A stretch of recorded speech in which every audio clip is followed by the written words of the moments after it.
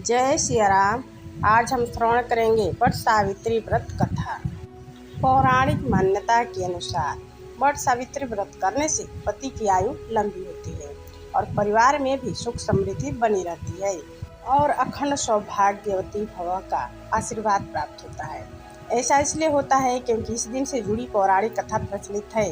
ऐसा माना जाता है कि मध्य देश में अश्वपति नाम के धर्मात्मा राजा का राज था और उनकी कोई भी संतान नहीं थी। राजा ने संतान प्राप्ति के लिए यज्ञ करवाया, जिसके शुभ परिणाम स्वरूप उनके घर में एक कन्या का जन्म हुआ और इस कन्या का नाम सावित्री रखा गया। समय के साथ कन्या बड़ी होने लगी और विवाह योग्य भी हो गई, तो उन्होंने धूमसेन के पुत्र सत्यवान को अपने पति के रूप में वरण किया। सत्यवान के पिता भी राजा ही थे, लेकिन उनका राजपाट सब छिन गया था, जिसके चलते वह दरिद्रता में जीवन व्यतीत कर रहे थे।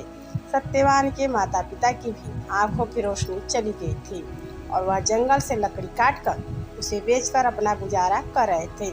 वहीं जब सावित्री और सत्यवान के विवाह की बात चली, तब नारद मुनि ने सावित्री के पिता अश्वपति को बताया कि सत्यवान अल्प आयु है और विवाह के 1 वर्ष पश्चात ही उनकी मृत्यु हो जाएगी। नारद मुनि की बात सुनकर सावित्री के पिता ने उन्हें समझाने का बहुत प्रयास किया, लेकिन वह नहीं मानी। अंत में सावित्री का सत्यवान से विवाह हो ही गया।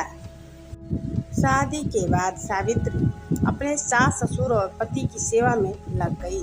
फिर एक दिन वो दिन भी आ गया जिसका जिक्र नारद मुनि ने किया था, सत्यवान की मृत्यु का।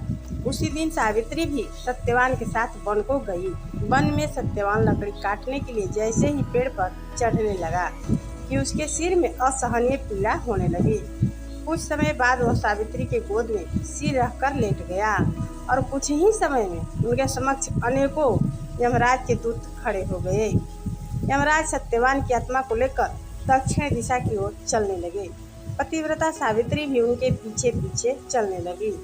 आगे जाकर यमराज ने सावित्री से कहा, हे पतिव्रता नारी, जहाँ तक मनुष्य का साथ देना चाहिए तुमने अपने पति का साथ दे दिया है, अब तुम लौट जाओ, यही विधि का विधान है।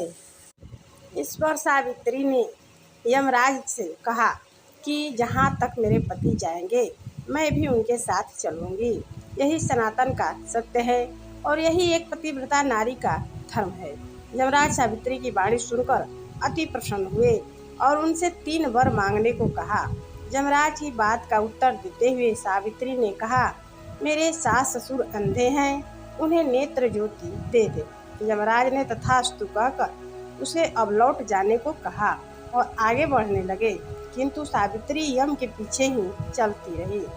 यमराज ने प्रसन्न होकर सावित्री से दूसरा वर मांगने को कहा, तो सावित्री ने अपने सास ससुर का खोया हुआ राज्य का वर में मांग लिया। यमदेव ने इसे भी तथास्तु कहकर अब सावित्री को लौट जाने के लिए कहा। फिर भी सावित्री यमदेव के पीछे चलती रही, तो यमदेव ने तीसरा वर मांगने को सावित्री से कहा। सावित्री बोली कि मैं सत्यवान के 100 पुत्रों की माँ बनना चाहती हूँ, आप यही वर मुझे दीजिए। यमदेव ने सावित्री की पति भक्ति से अति प्रसन्न हुए और तथास्तु कहा। इसके बाद सावित्री ने कहा कि आप तो मेरे पति के प्राण को लेकर जा रहे हैं, तो मैं आपके पुत्र प्राप्ति का वरदान कैसे पूरा होगा और माँ बनूंगी कैसे। तब यमदेव ने अंतिम वरदान को देते हुए सत्यवान की जीवात्मा को पास से मुक्त कर दिया। सावित्री पुनः उसी वट वृक्ष के नीचे लौटी, तो उन्होंने पाया कि वट वृक्ष के नीचे पड़े सत्यवान के मृत शरीर में जीव का अपसंचार हो रहा है और कुछ देर में सत्यवान उठकर बैठ गया। उधर सत्यवान के माता पिता की भी आँख की रोशनी आ गई और वो ठीक हो गए और साथ ही उनका खोया हुआ राज्य भी उन्हें वापस मिल गया। इस प्रकार सावित्री एवं सत्यवान कई वर्षों तक राज्य सुख को भोगते रहे। अतः पतिव्रता सावित्री के अनुरूप ही प्रथम अपने सास ससुर का उचित पूजन करने के साथ ही अन्य विधियों को प्रारंभ करें। वट सावित्री व्रत करने और इस कथा को सुनने से उपासक के वैवाहिक जीवन या जीवन साथी की आयु पर किसी प्रकार का कोई संकट आया भी होता है तो वो टल जाता है। इसीलिए इस व्रत को हर सुहागिन को करना ही चाहिए। इति श्री वट सावित्री व्रत कथा समाप्त।